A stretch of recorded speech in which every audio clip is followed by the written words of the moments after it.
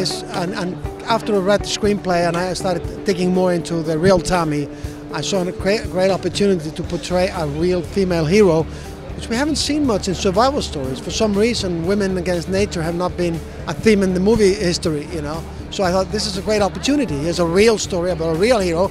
Don't have to put a cape on her. She's actually a real true hero. For me, I mean, the biggest challenge, I think, was actually looking like a seasoned sailor.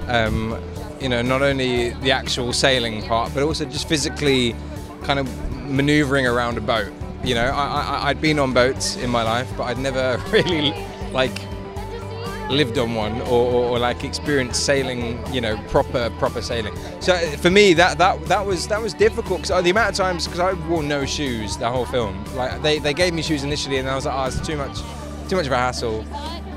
The amount of times I stubbed toes and, you know, like stood on the wrong thing. I mean, I lost count.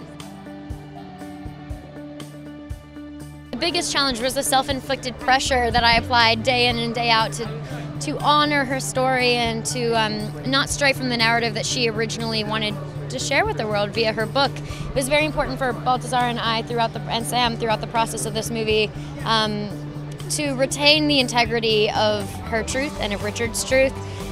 And so I think the biggest challenge is simply not being overly anxious about what she thought, because you can make this movie for any audience, you can make it for critics, but ultimately we wanted to make this movie for her.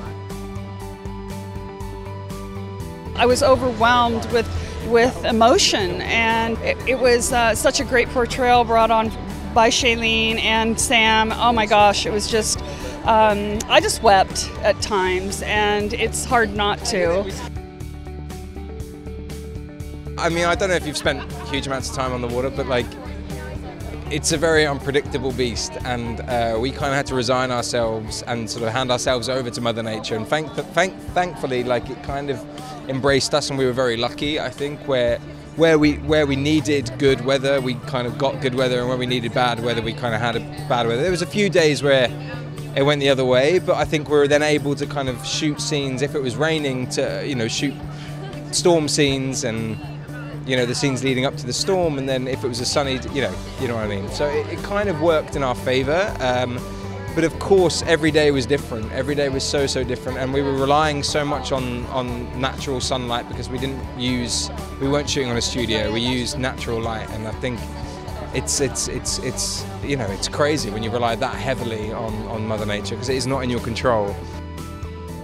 I was extremely drawn to the love component of this story.